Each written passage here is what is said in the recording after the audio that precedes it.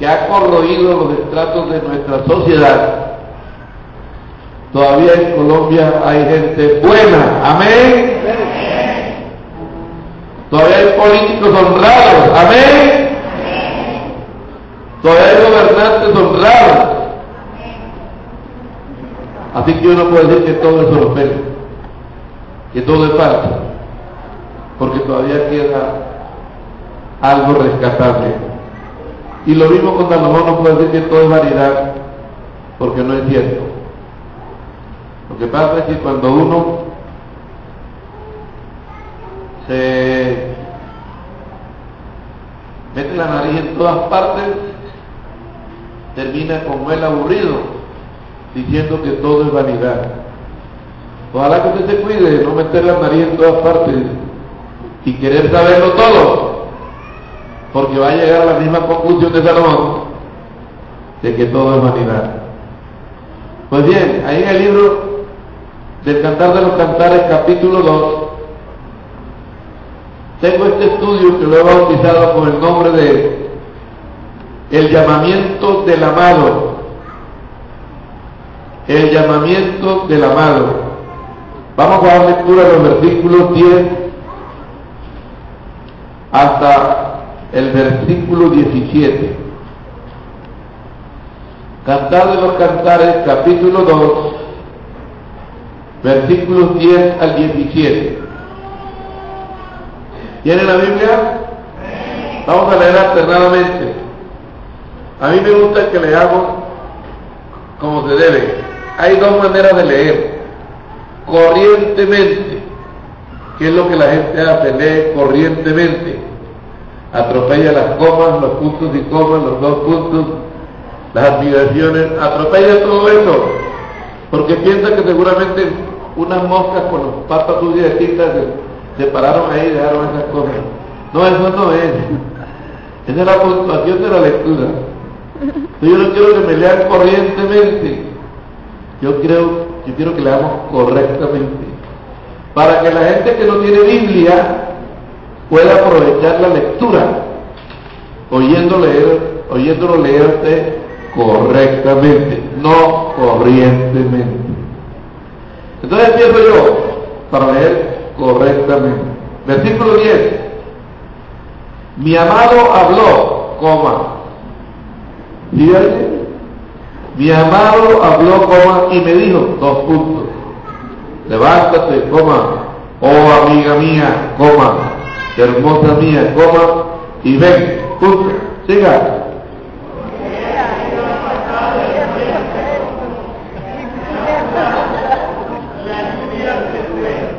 Muy que bien lo están haciendo, ¿no? Se han mostrado las flores en la tierra, el tiempo de la canción ha venido, y en nuestro país se ha oído la voz de la tórtola.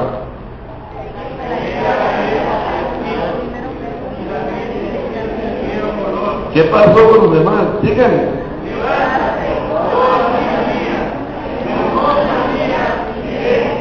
¿Cuántas invitaciones van? ¿Dos, cierto? Paloma mía que estás en los agujeros de la peña, en lo escondido de escarpados parajes, muéstrame tu rostro, hazme oír tu voz, porque dulce es la voz tuya, hermoso tu aspecto.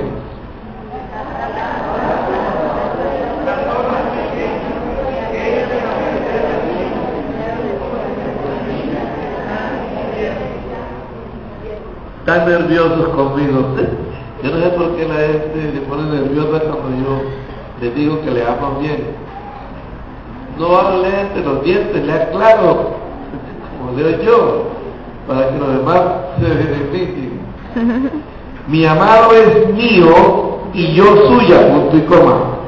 Él apacienta entre lirios.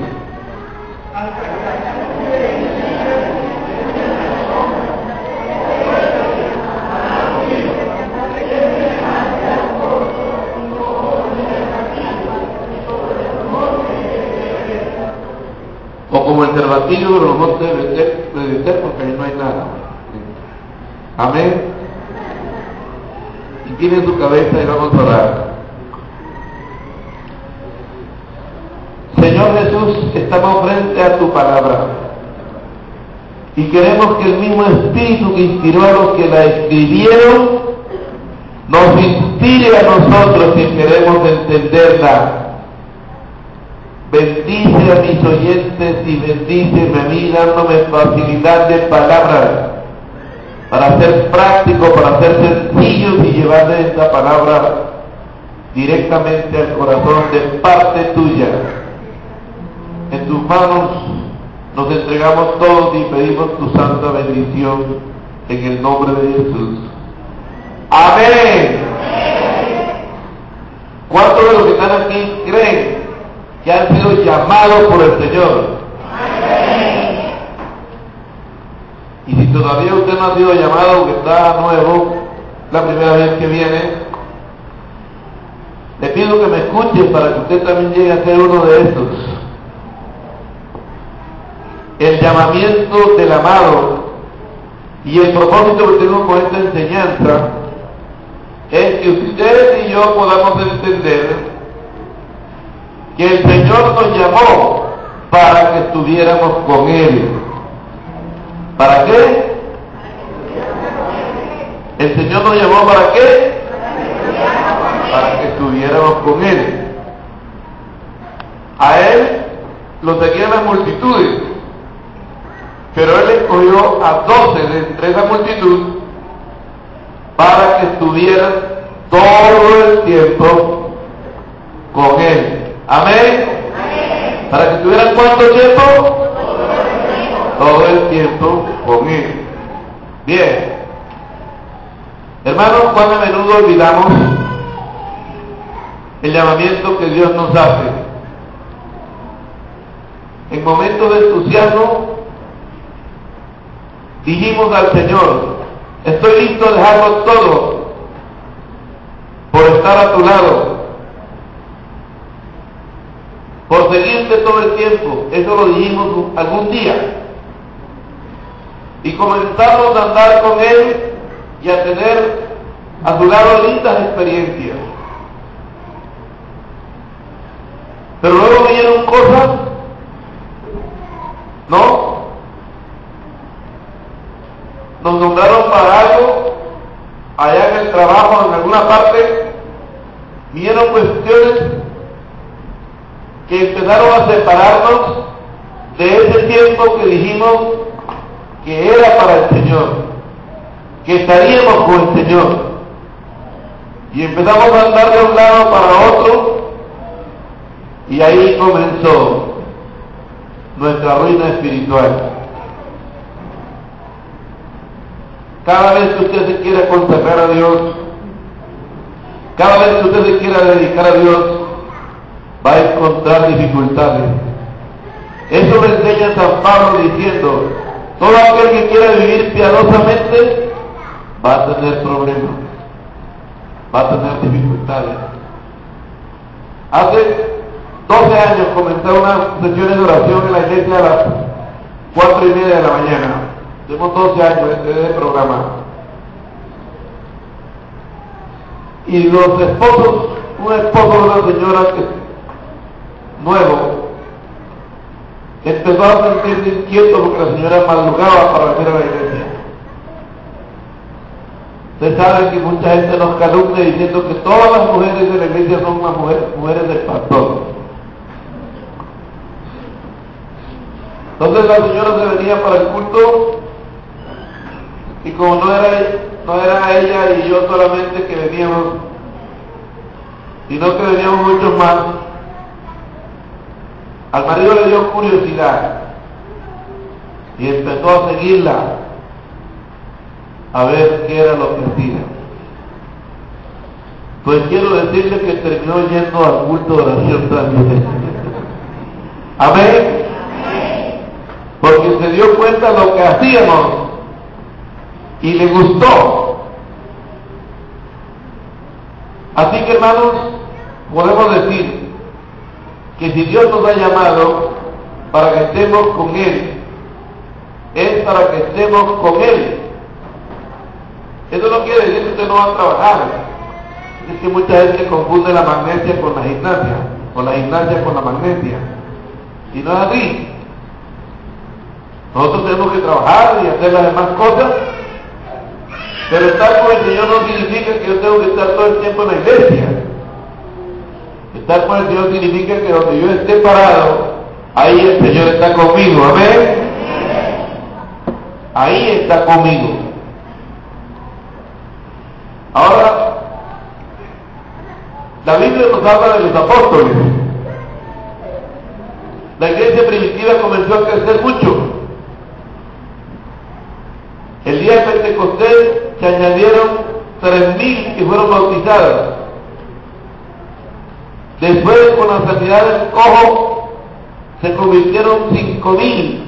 Ya era una iglesia de 8,000 en unas cuantas semanas. Y la iglesia comenzó a crecer y a crecer y a crecer. Mucha gente.